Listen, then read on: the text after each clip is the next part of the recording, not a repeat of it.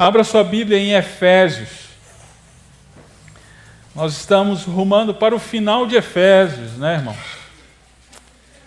E Efésios já está me deixando com saudade.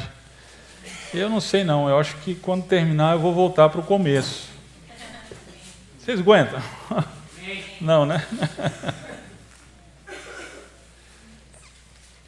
Chegamos ao final, estamos no último capítulo, Efésios 6. E vamos começar uma nova exposição. Já vá lendo na sua casa, com a sua família. Nós vamos começar pela manhã a exposição do livro de Atos. Amém. Ok? A gente tem muito que aprender com o livro de Atos. O que é a igreja? Finalmente, o que é a igreja? Qual é a missão da igreja? Qual o propósito da igreja? Né? E como se dá o cumprimento desta missão da igreja. Então a gente vai crescer muito no conhecimento do Senhor através do livro de Atos. De noite estamos terminando 1 Pedro também. E vamos começar uma nova exposição. Vamos começar a exposição do livro do profeta Daniel. Quem é Deus? Como Deus se revela em meio a um contexto babilônico. A gente tem muito que aprender em relação a isso, ok? Então, já vá também estudando, lendo aí na sua casa. Mas abra sua Bíblia em Efésios capítulo 6, verso 10 até o verso 17. Efésios 6, 10 a 17.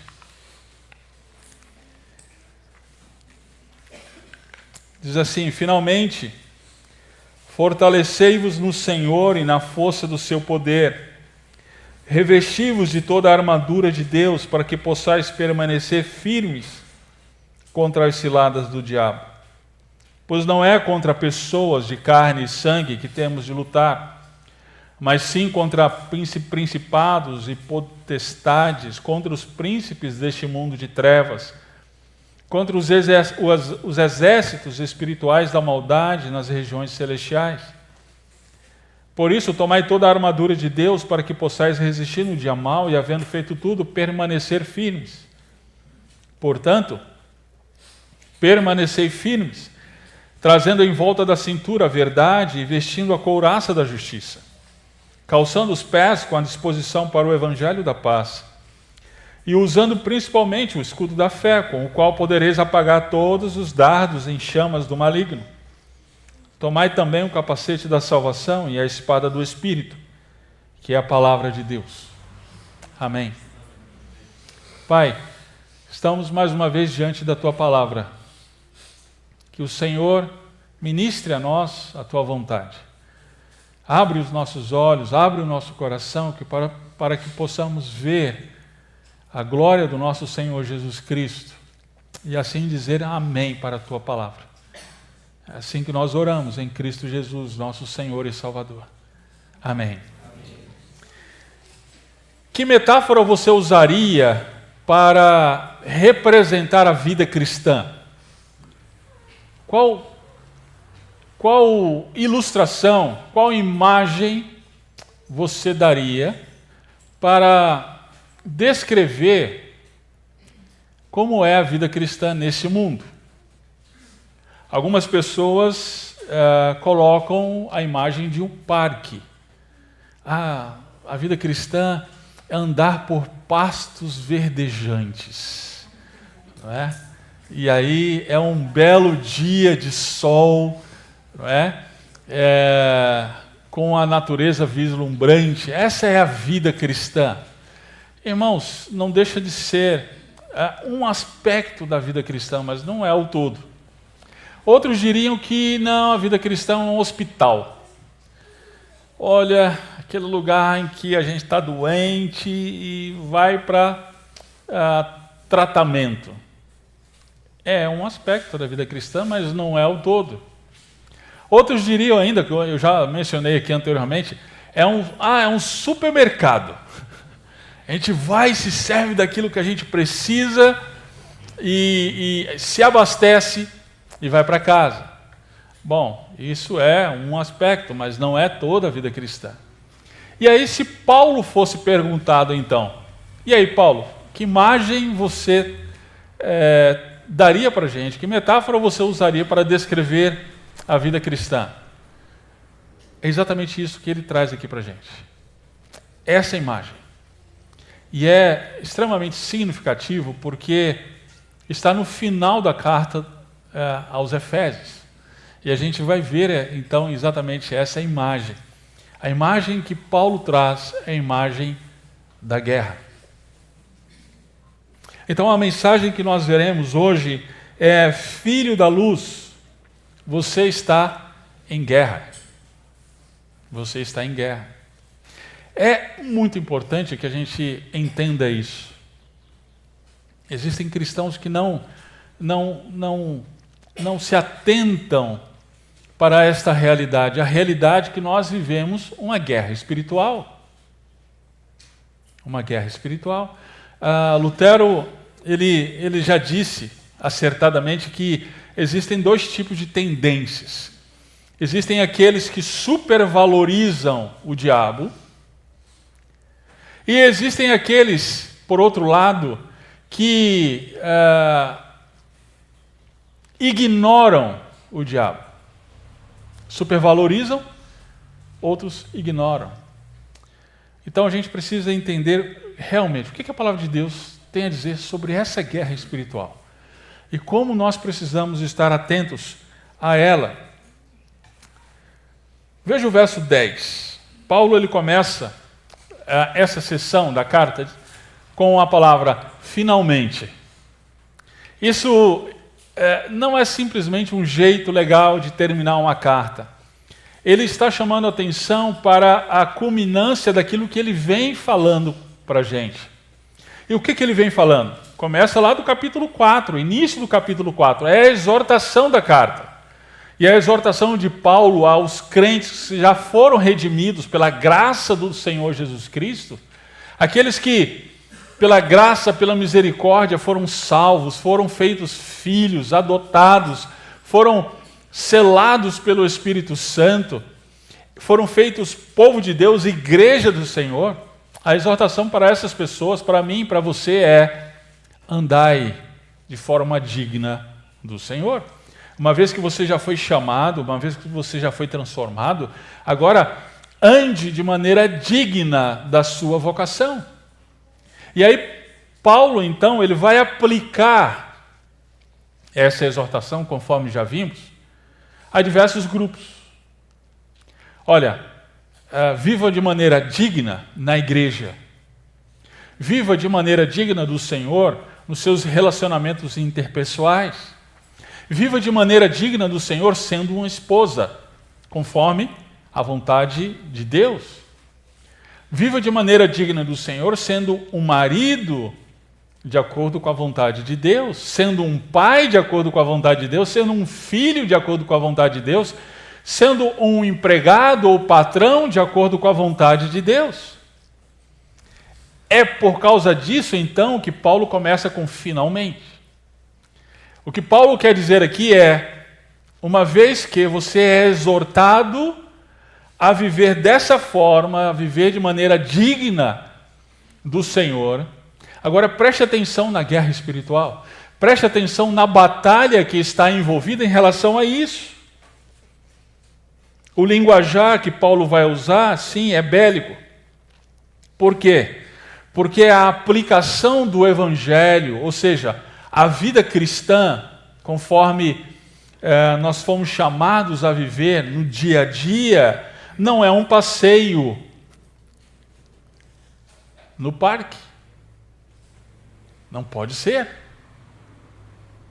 Também não pode ser um passeio no bunker. Se você está em um bunker de guerra, não dá para você passear.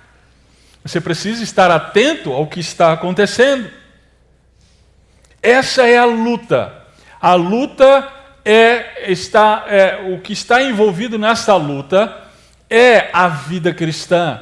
É o nosso testemunho como marido, é o nosso testemunho como esposa, como filhos, como patrões. Aqui está a guerra. Essa é a guerra que nós estamos envolvidos como povo de Deus. O inimigo usa de todos os recursos para que fracassemos nessa guerra. Para que fracassemos como maridos. Para que fracassemos como esposas. O inimigo usa de todos os recursos para que os nossos filhos não vejam Cristo em nossas vidas. E sabe de uma coisa? Eu e você vamos fracassar. A não ser que lutemos com as armas de Deus. É exatamente isso que Paulo vai nos ajudar a entender. Vamos lá, verso 10. Você precisa, antes de mais nada, da força do Senhor. Paulo diz, finalmente, fortalecei-vos no Senhor e na força do seu poder. É interessante esse verbo que Paulo coloca aqui. Fortalecei-vos. Esse verbo, gente, ele está no imperativo, na voz passiva. O que é uma coisa estranha. Ele dá uma ordem para a gente agir, mas sabendo que a gente, na verdade, é para receber. É mais ou menos isso, aqui a forma como Paulo usa esse verbo. Né? É uma ação que nós devemos executar, mas, na verdade, quem dá a força é o Senhor. Esse é o sentido aqui. É mais ou menos, irmãos, como carregar um celular. A ordem é, coloque o celular para carregar na tomada. Mas quem carrega o celular não é você, é a energia da tomada. É isso aqui, é essa imagem aqui que Paulo está trazendo. Então, meu caro, você precisa, para a guerra, você precisa colocar seu celular para carregar. Só que lembre-se, quem carrega é a energia. Você precisa se colocar para carregar pelo Senhor. Agora lembre-se que a força é do Senhor. A expressão ainda é na força do seu poder. Que poder é esse? Paulo não é a primeira vez que Paulo em Efésios ele usa essa expressão. Veja o capítulo 1, verso 19. Aqui Paulo ele descreve o poder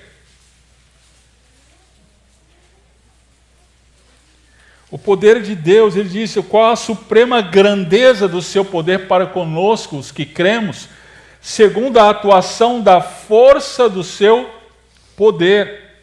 Ou seja, nós só cremos por causa do poder da atuação, da força do poder de Deus. A fé não é inata, a fé não é de nós mesmos. É Deus que age em nós. É esse mesmo poder que atuou em Cristo, verso 20, ressuscitando dentre os mortos e fazendo sentar-se à sua direita nos céus. Então, é esse o poder que Paulo está mencionando no capítulo 6. É no capítulo 3, verso 16, que Paulo também vai mencionar esse mesmo poder.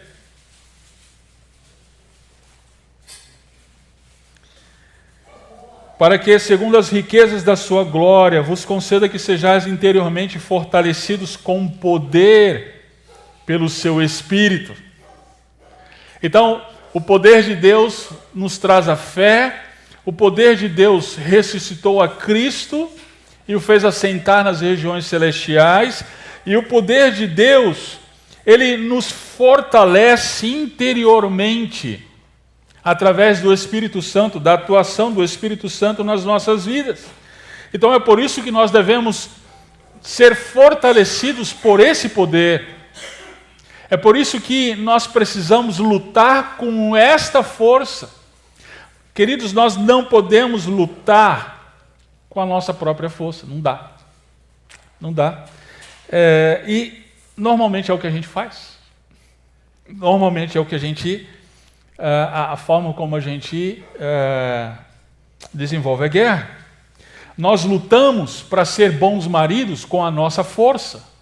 A tentação é ser aquela esposa que reflete a Cristo com a nossa própria força.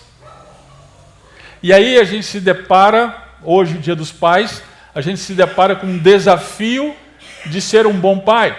Nós estudamos agora Efésios capítulo 6, e lá diz: pais, não provoqueis a ira dos vossos filhos, mas criai-os na disciplina e instrução do Senhor.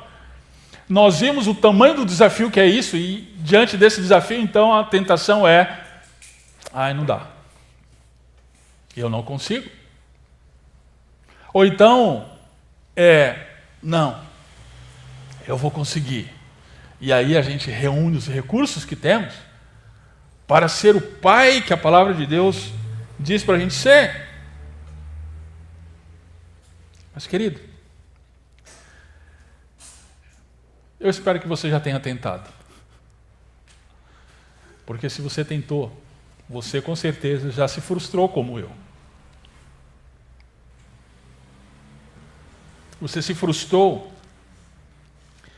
com a sua inaptidão, a sua incapacidade de ser o que a palavra de Deus ordena para ser. Sabe por quê?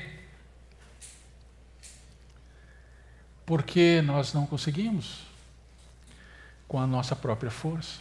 Precisamos da força do Senhor, a força que nos deu a salvação, a força que nos fortalece, nos faz mais parecidos com Cristo. Nós fracassamos quando lutamos com as nossas próprias forças. Então precisamos, antes de mais nada, atentar para a realidade que nós precisamos da força do Senhor. Eu quero encorajá-lo, querido, a lutar com a força do Senhor e não com a sua própria força. Verso 11 e 12. Entenda quem é seu inimigo. Quando a gente vai para uma guerra, a gente precisa se fortalecer e também precisa conhecer o inimigo. Precisa saber com quem a gente está lutando. Entenda que seu inimigo é o diabo e os demônios. No verso 11, Paulo diz para nos revestir de toda a armadura de Deus. No verso 13, ele vai voltar a falar dessa armadura, então a gente vai deixar aqui em stand-by. Daqui a pouco a gente volta para a armadura de Deus. Mas por que se vestir da armadura de Deus? Para a gente permanecer firme contra quem? Contra as ciladas do diabo. O diabo é o adversário de Deus e o adversário do povo de Deus. Paulo é muito claro no verso seguinte, no verso 12, ele vai dizer: não é contra pessoas de carne e sangue que temos de lutar. A gente precisa atentar para isso.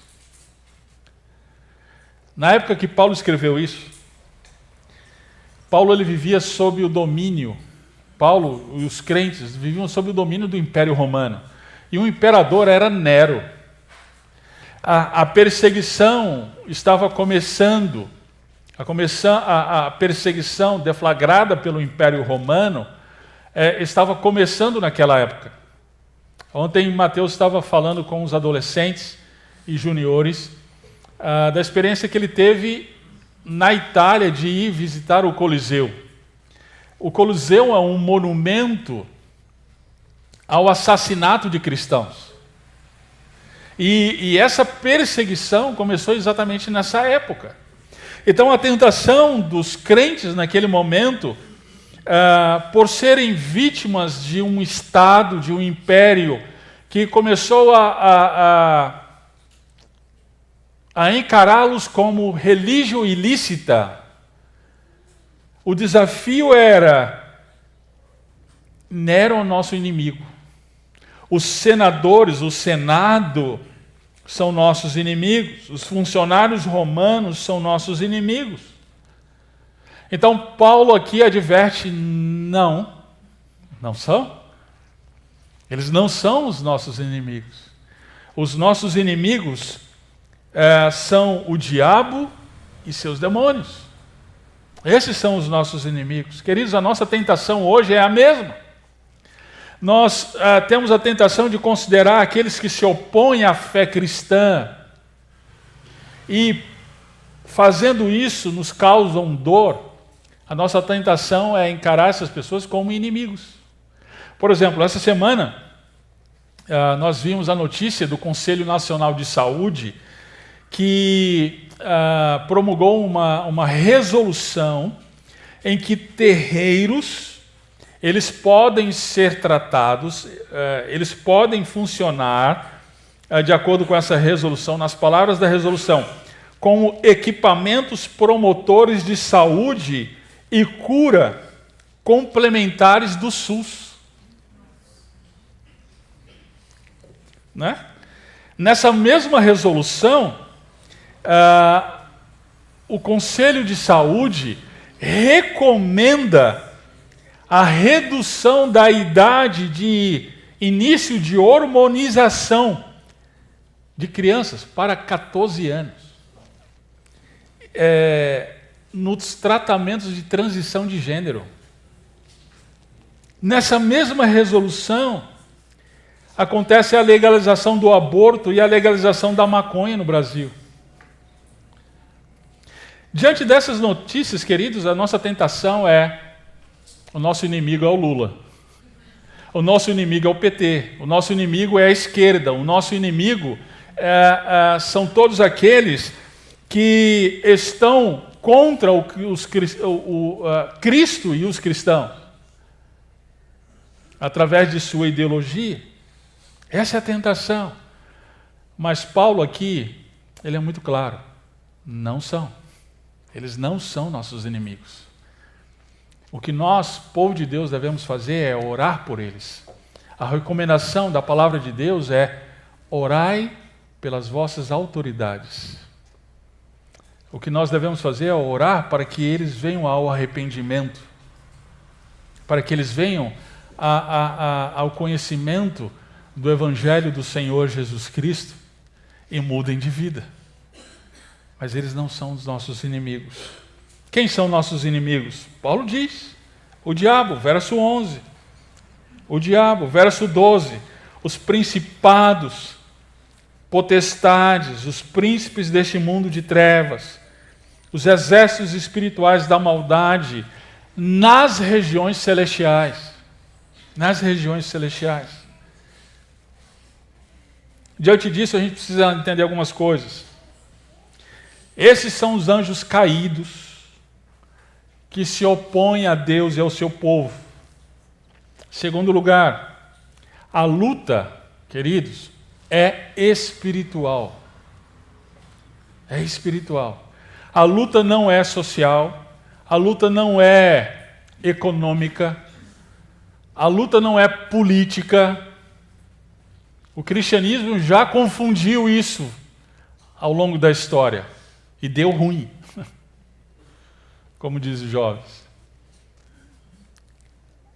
A gente não pode confundir. A luta, ela é espiritual. No verso 12, Paulo ele usa aqui uma expressão, talvez esteja na sua Bíblia aí, regiões celestiais. Talvez uma outra tradução seja céus. Essa palavra não é a primeira vez que aparece em Efésios. Ela aparece lá no capítulo 1, verso 3. Ela aparece no capítulo 1, verso 20. No capítulo 2, verso 6. No capítulo 3, verso 10. No capítulo 6, verso 12. Esse texto. Ou seja, através dessas menções, eu não entendo que seja o céu. Quando o tradutor ele traduziu céu, ele achou que fosse céu. Mas eu não acho isso. Eu entendo diferente. Eu entendo que o que Paulo está dizendo é que aqui está o mundo espiritual. É o mundo espiritual. No mundo espiritual, Deus está entronizado. Cristo está ao seu lado. No mundo espiritual está a igreja. Agora, no mundo espiritual também está o inimigo. É aqui que é desenvolvida a guerra espiritual. Então essa guerra, ela é espiritual. Ora, se ela é espiritual, pense comigo. Nós precisamos de armas espirituais. Não dá para a gente usar armas desse mundo. Não dá para usar recursos desse mundo. Quando a gente, por exemplo, está passando um problema no casamento, o que é que a gente faz? Vamos fazer uma viagem que vai dar tudo certo. É como se no retorno da viagem acabou o problema, né? A gente deixou lá onde a gente foi. Isso é usar recursos desse mundo.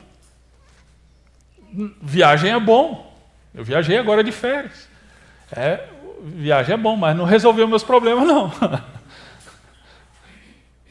É usar recursos desse mundo.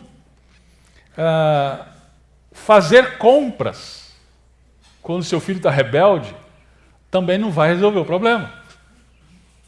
Não, eu vou dar um brinquedo aqui que ele quer tanto. Aí você vai ver o seu filho então virar obediente.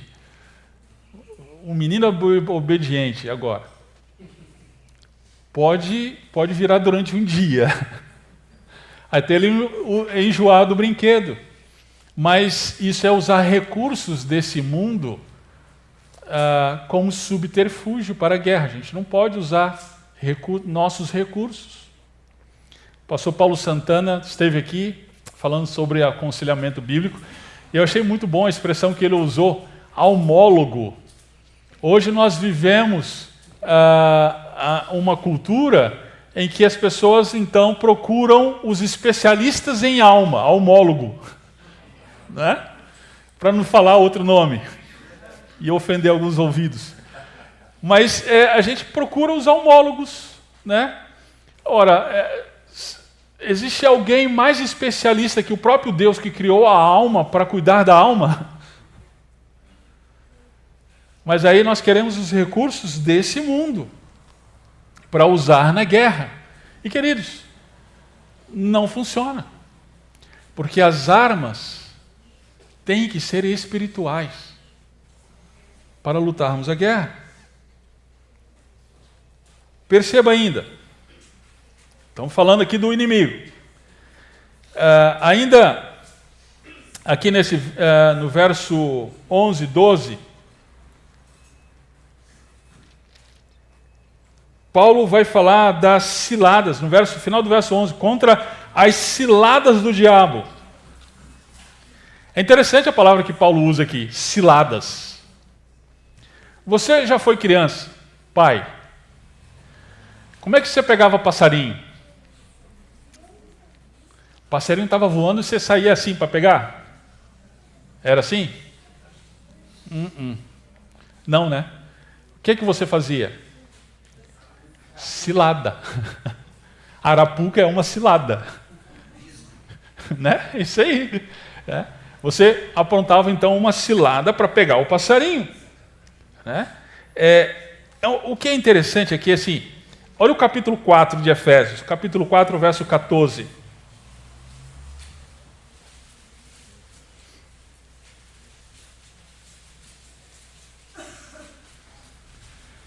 Para que não sejamos mais inconstantes como crianças, levados ao redor por todo vento de doutrina, pela mentira dos homens, pela sua astúcia na invenção do erro. A palavra que astúcia é a mesma que Paulo usa lá em Efésios 6, cilada. Ou seja, a forma como esses homens mentem e deturpam a doutrina é uma cilada para crentes imaturos. Transportando isso então lá para Efésios 6, o diabo, queridos, ele não aparece para a gente com rabo e chifre. Se você está vendo esse tipo de coisa, É estranho. Muito estranho.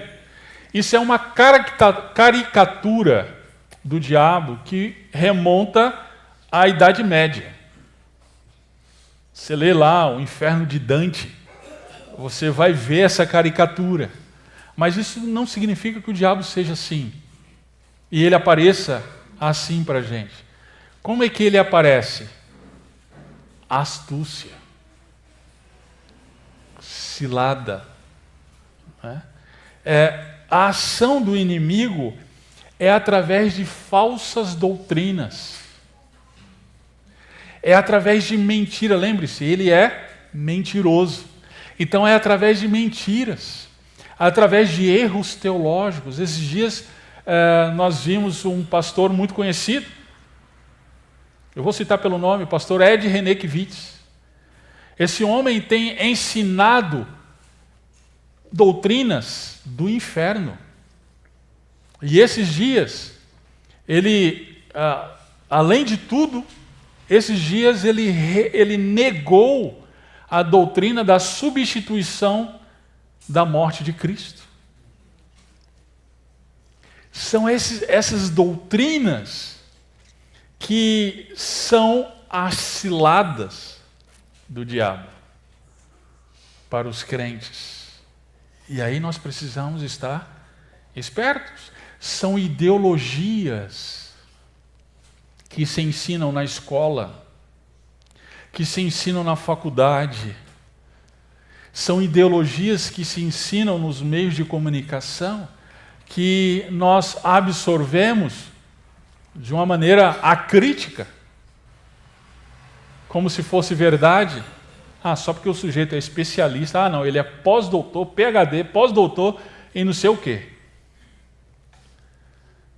Meu irmão, o diabo, ele é pós-doutor. E nós precisamos, então, estar ligados a essas falsas ideologias. São discórdias e intrigas entre os irmãos, plantadas por Satanás. A igreja está indo tudo bem, está uma maravilha, uma comunhão, todo mundo alegre, feliz. De repente, começa um grupinho aqui, outro grupinho ali, um descontente aqui, outro descontente ali. E a gente fica, peraí, de onde que vem isso? Ele não aparece com chifre. Ele não aparece com rabo. Ele aparece através da falsidade. Ele aparece através das ideologias, das falsas doutrinas e das intrigas e discórdias entre nós. É a ação de Satanás. Pastor, então a culpa é dele. É só amarrar o diabo e está tudo certo. Né? Não. Ele é culpado pelas ações dele. Mas quando nós nos deixamos levar pelas ações dele, o nosso coração está se deixando levar. E ao fazer isso, o nosso coração é pecador. É o que Paulo diz, Tiago, capítulo 1, Tiago, capítulo 1, verso 13 a 15. Quando tentado, ninguém deve dizer, sou tentado por Deus. Hoje, o pessoal diz, eu sou tentado pelo diabo. Então o diabo é culpado. Calma aí. Tiago vai dizer, pois Deus não pode ser tentado pelo mal e a ninguém tenta. Mas cada um é tentado quando atraído e seduzido por seu próprio desejo. Interessante. Volta para a arapuca. O que você colocou lá na arapuca para pegar o passarinho? Na sua infância? Uma coisa que ele gosta. Não dá para você fazer uma arapuca de uma coisa que o passarinho não gosta. O que o passarinho não gosta? Você coloca uma roupinha lá, né? Um pullover. Tá frio, você olha para o passarinho e fala, não, tadinho, tá passando frio, precisa de um pullover. Aí você vai, faz lá, a irmã pede para a irmã Maria, então, tricotar o pullover, faz aquele bonitinho, vermelho, Aí você faz arapuca e coloca lá. Sabe o que vai acontecer? Nada. Porque o passarinho não gosta de pullover. Você tem que colocar uma coisa que o atraia. É exatamente isso que o inimigo faz. O diabo, ele coloca uma coisa que atrai o nosso coração, por isso ele é culpado e por isso nós somos culpados.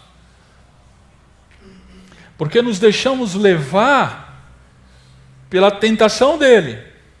E aí Tiago ele continua, então o desejo, tendo concebido, dá à luz o pecado, e o pecado, após se consumar, gera a morte.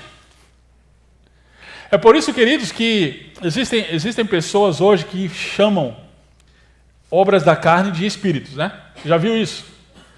Espírito de prostituição, espírito de mentira, espírito de maledicência. Queridos, a Bíblia não chama essas coisas de espírito. A Bíblia chama essas coisas de obras da carne. Nossa, pastor, eu caí em prostituição, mas esse diabo, ele é astuto mesmo. Vou repreendê-lo. Não, meu irmão, você tem que repreender seu próprio coração. Que ele é astuto, ele é. Mas você tem que se arrepender da obra da carne. Você tem que se arrepender do seu próprio pecado. Não se faça vítima do diabo. Você tem que ser, é o que a palavra de Deus diz, como nós devemos lutar. Então lute contra o inimigo certo. É o diabo e seus anjos. E agora lute da forma certa. Verso 13 ao verso 17. Você precisa da armadura de Deus. A armadura de Deus, queridos, é necessária para resistir e permanecer firmes. Paulo chama aqui um período da nossa vida de dia mau. Você precisa vestir a armadura para você resistir nesse dia mau. Que dia mau é esse? É aquele período da vida em que nós somos tentados a deixar as fileiras do exército de Deus. E nós somos tentados através de N coisas, cada um é tentado de uma maneira diferente. Através de enfermidades, através de desavenças na família. Às vezes a gente não está se entendendo com a esposa ou com o marido. Qual é a tentação? Eu vou largar a mão disso, vou chutar o pau da barraca desse casamento, quero nem saber, vou viver a minha vida. Esse é o dia mau. É o dia mau em que nós somos tentados com uma intensidade enorme. Pressões por conta de nossas convicções, tentações sexuais. Esse é o dia mau. E o desafio é passar por esse dia mau. E esse dia não é 24 horas. Não é literal. É o período. Pode ser um dia, pode ser um mês, pode ser um ano, pode ser 5 anos. Eu conheço irmãos aqui que estão passando pelo dia mau já faz um tempo. Lutando com o trabalho, com situações de enfermidade, de doença na família, situações na família. Esse é o período, dia mau. E o desafio é passar por esse dia e permanecer firme. Permanecer firme. Por que tantas pessoas vivem um cristianismo medíocre? O que é um cristianismo medíocre? É aquele que ele vem na igreja, ele se identifica como cristão, mas ele não dá o testemunho de cristão. Esse é o cristianismo medíocre. É aquele cristianismo em que você vem para a igreja, mas você não é o marido que deveria ser. Você não é a esposa que deveria ser. Você não é o filho que deveria ser. Esse é o cristianismo medíocre. E quantos de nós vivemos essa mediocridade no cristianismo. Por quê? Não tem resistido firmes no dia mau. E não tem resistido porque não tem colocado a armadura de Deus. E vamos entender então agora essa armadura. A partir do verso 14, Paulo fala da armadura. Me permita aqui dizer o seguinte: a maioria dos comentaristas desse texto vão dizer o seguinte: Paulo estava preso, provavelmente em Roma, e ele viu soldados romanos passando para cima e para baixo. Então ele olhou a armadura daqueles soldados e ele aplicou isso à realidade cristã. Ok? A maioria dos comentaristas vão dizer isso. Eu acho que isso é incompleto. E eu vou explicar por quê. O meu entendimento é que essa armadura que Paulo está dizendo é Cristo. É o próprio Cristo. Por que eu vou dizer isso? Vamos lá. Eu preciso que você acompanhe. No verso 14, Paulo fala para a gente colocar em volta da cintura a verdade e vestir a couraça da justiça. De onde Paulo tirou isso? Abra sua Bíblia em Isaías capítulo 11. Lembre-se, Paulo, ele está, quando escreveu a carta de Efésios, ele estava com o Antigo Testamento aberto. Ele cita o Antigo Testamento várias vezes, já vimos isso. E aqui ele está fazendo exatamente isso, ele está fazendo uma alusão a Isaías. Aqui no capítulo 11, no verso 1 a 5, Isaías ele profetiza a respeito daquele que estaria por vir, o que ele chama de ramo de Jessé. Olha lá. Um ramo brotará do tronco de Jessé, e um renovo frutificará das suas raízes. O Espírito do Senhor repousará sobre ele, o Espírito de sabedoria e de entendimento, o Espírito de conselho e de fortaleza, o Espírito de conhecimento e de temor do Senhor. Ele se inspirará no temor do Senhor e não julgará pela aparência, nem decidirá pelo que ouviu dizer, mas julgará os pobres com justiça e defenderá os humildes da terra sem parcialidade. Ferirá a terra com palavras de juízo e matará o ímpio com o seu sopro. Veja o verso 5 agora. A justiça será o cinto do seu peito, e a fidelidade o cinto de sua cintura. Quem é esse? Cristo. Efésios capítulo 6, verso 15. Ele fala de calçar os pés com a disposição para o evangelho da paz. Abra sua Bíblia em Isaías capítulo 61, verso 1. Isaías profetizou a respeito do ungido do Senhor. Lembre-se, agora há pouco ele profetizou a respeito do que ele chamou de ramo de Jessé. Agora ele está chamando o mesmo ramo de Jessé de ungido do Senhor. E ele vai dizer: o Espírito do Senhor Deus está sobre mim. Você já viu esse texto em algum lugar? Jesus, ele estava na sinagoga e ele cita exatamente esse texto, e ele diz: o Espírito do Senhor está sobre mim, porque o Senhor me ungiu para o quê? Pregar boas novas aos oprimidos. Isso é o Evangelho. Enviou-me a restaurar os de coração abatido, a proclamar liberdade aos cativos e a pôr os presos em liberdade.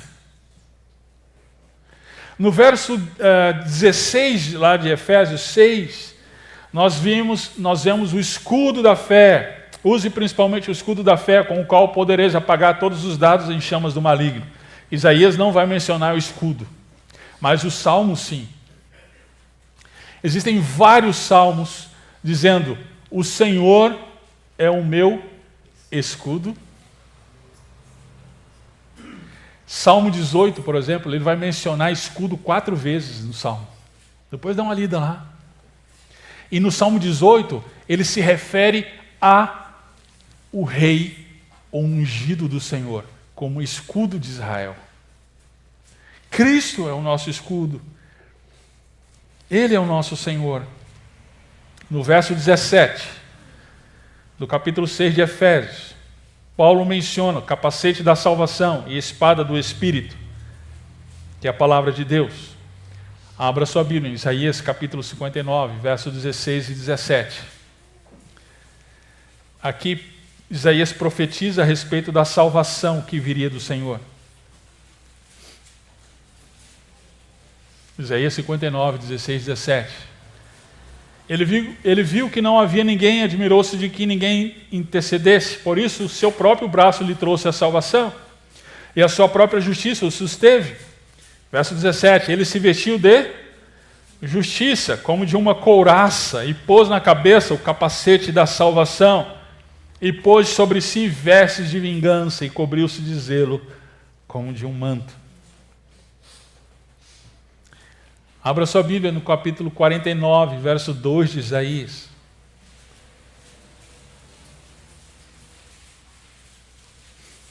Aqui ele está profetizando a respeito do servo do Senhor. E fez a minha boca como uma espada afiada. Escondeu-me sob a sombra da sua mão. Fez-me como uma flecha polida e me encobriu na sua aljava. Perceba, o ungido, o Messias, o Cristo, conforme retratado em Isaías, é exatamente a armadura que Paulo se refere em Efésios 6. Por isso que quando Paulo ele diz, vista-se da armadura de Deus, Paulo está dizendo, vista-se de Cristo. Vista-se de Cristo. Ele é o guerreiro que luta por nós, que ele é a força que nós precisamos para ser o que nós temos que ser e assim vencer a luta. Lá em Apocalipse, no capítulo 19, eu gosto demais dessa imagem que João traz para a gente. Olha o verso 11. Aqui Jesus ele é retratado como o guerreiro que triunfou. Apocalipse 19, verso 11. Então vi no céu aberto um cavalo branco, e seu cavaleiro chamava-se Fiel e Verdadeiro. Ele julga e luta com justiça. Os seus olhos eram como chama de fogo, sobre a cabeça trazia muitas coroas. E tinha um nome escrito que ninguém conhece, senão ele mesmo. Estava vestido com um manto salpicado de sangue, e seu nome é o Verbo de Deus. Os exércitos do céu o seguiam montados em cavalos brancos e vestidos de linho fino, branco e puro. Uma espada afiada saía-lhe da boca para ferir com ela as nações. Ele as regerá com cetro de ferro. E ele mesmo é o que pisa o lagar do vinho do furor da ira do Deus Todo-Poderoso. Quem é esse guerreiro? É o guerreiro lá de Isaías. É a armadura de Efésios 6. É Jesus Cristo, o nosso Senhor triunfante.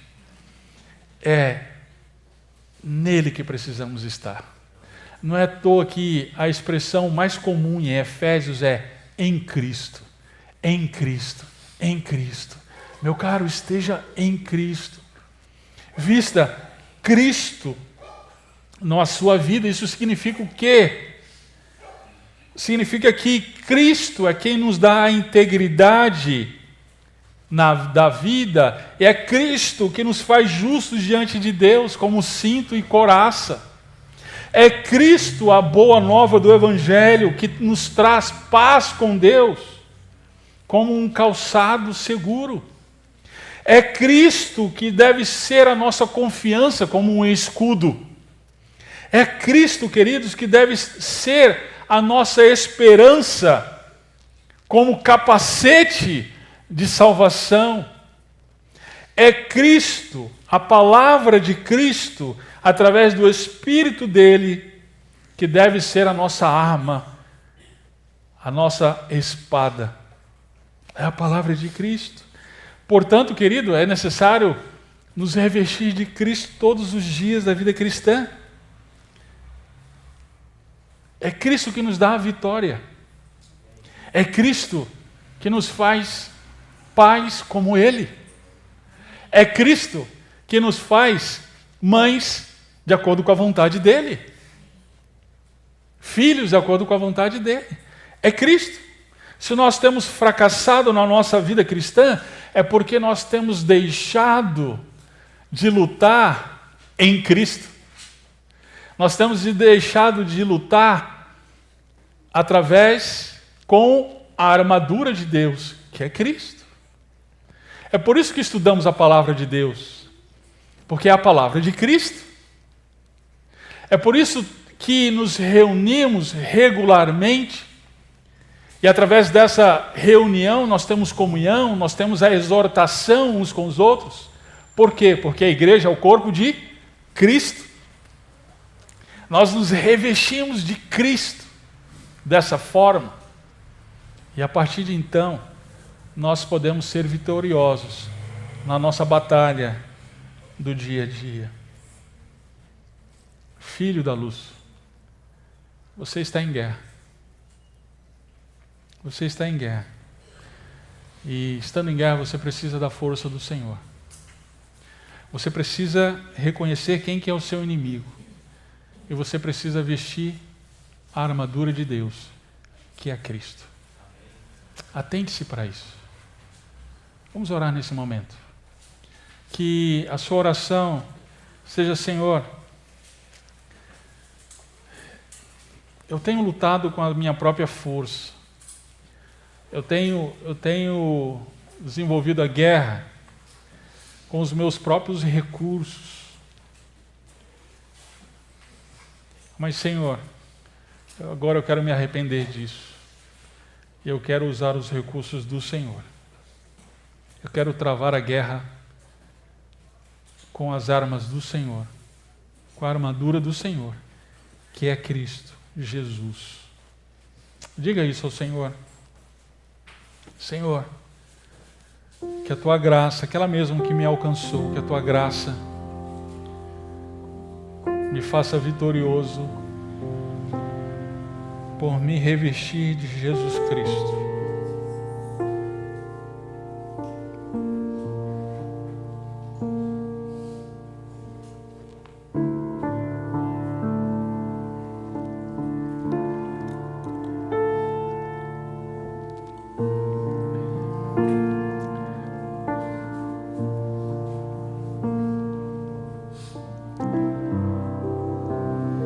Senhor, quantas e quantas vezes nós temos lutado as batalhas do dia a dia com as nossas próprias forças. E o Senhor nos atenta nessa manhã para a realidade de que nós não podemos vencer uma guerra quando a travamos com as nossas próprias forças. Pai, que possamos nos revestir de Cristo todos os dias, da justiça de Cristo, da salvação que o Senhor nos dá gratuitamente, do Evangelho que nos alcançou e precisamos viver dia a dia.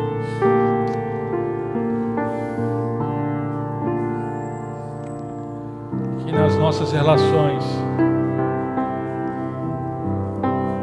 Cristo apareça, Senhor, como a nossa armadura, que Ele proteja o nosso peito, a nossa cabeça, que a palavra dele seja a nossa espada, e que para onde os nossos pés nos levarem, o Evangelho de Cristo esteja à frente. Para a glória de Cristo nós oramos. Amém.